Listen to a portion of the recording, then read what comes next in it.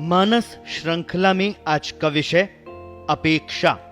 जीवन में प्राय ऐसा होता है कि हम कार्य के साथ ही परिणाम की अपेक्षा रखते हैं। परिणाम आने पर ही अपेक्षा हमारे मन पर सुखद या दुखद प्रभाव छोड़ती है। जैसे कोई सोच ले कि इस बार तो परीक्षा में प्रथम श्रेणी से उत्तीर्ण होऊंगा और वह नहीं हुआ तो पूरे वर्ष भर मन के किसी कोने में इसका प्रभाव बना रहेगा। किंतु यदि वह उत्तीर्ण हो गया तो विशेष प्रसन्नता नहीं होगी, क्योंकि उसके विचार से वह तो होना ही था। व्यक्तिगत व्यवहार में भी यही बात लागू होती है। आप किसी से अपेक्षा रखते हैं कि वह ऐसा या वैसा व्यवहार ही करेगा। यदि वैसा नहीं किया गया तो आप अपमानित महसूस करने लगते हैं। इसी प्रकार आप किसी मित्र के घर ये सोचकर जाएं कि वहां जाते ही वह आपको खाने के लिए कहेगा। अगर उसने नहीं कहा तो आपको बुरा लगेगा कि इतने दिन बाद उसके यहां गए और खाने को भी नहीं पूछा। यदि पूछ लिया तो उसका सुख भी नहीं मिलेगा, क्योंकि वह तो आप मानकर ही चल रहे थे। इसके विपरीत यदि आप बिना किसी अपेक्षा के अपने मित्र के यहां जाते हैं और वह खाने के लिए नहीं पूछता, तो भी आपको यह प्रश्न नहीं सताएगा कि मुझसे पूछा ही नहीं। आप मित्र से मिलने गए थे, मिलकर आ गए। यदि उसने पूछा या खाना खिलाया तो मित्र के व्यवहार से आप विशेष प्रसन्न होकर लौटेंगे। आप वही, मित्र वही, घटना वही, किंतु प्रभाव भिन्न भिन्न। इसका कारण है आपके मन में विद्यमान अपेक्षा। इससे आपके मन में एक पूर्वाग्रह पैदा हो जाता है और उसी के अनुरूप आप परिणामों का आकलन करते हैं। वस्तुस्थिति को तटस्थ भाव से नहीं देख पाते।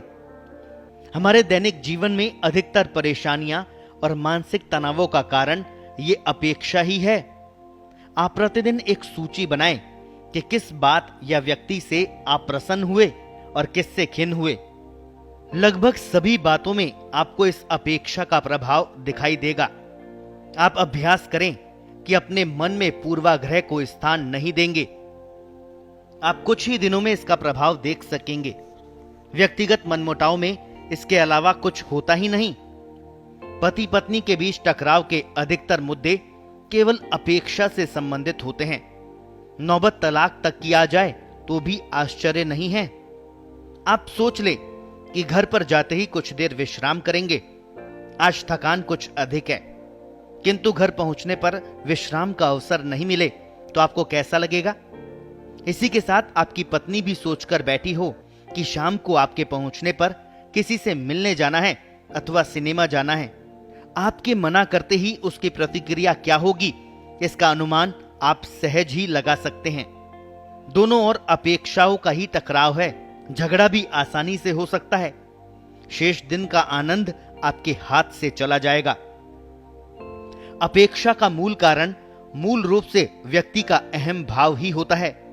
अपनी प्रभुता या वर्चस्व की भावना से अपेक्षा बढ़ती जाती है।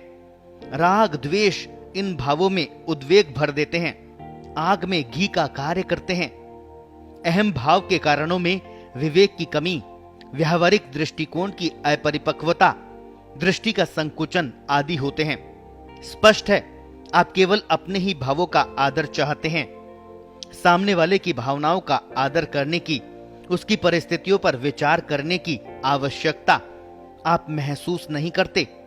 यदि इस सामान्य से उत्तरदायित्व का बोध आपको नहीं है तो आप अपेक्षा की चपेट से मुक्त नहीं हो सकते। जीवन में सुख की पहली सीढ़ी है अपेक्षा से मुक्ति, और इसका मार्ग है दृष्टि का विकास।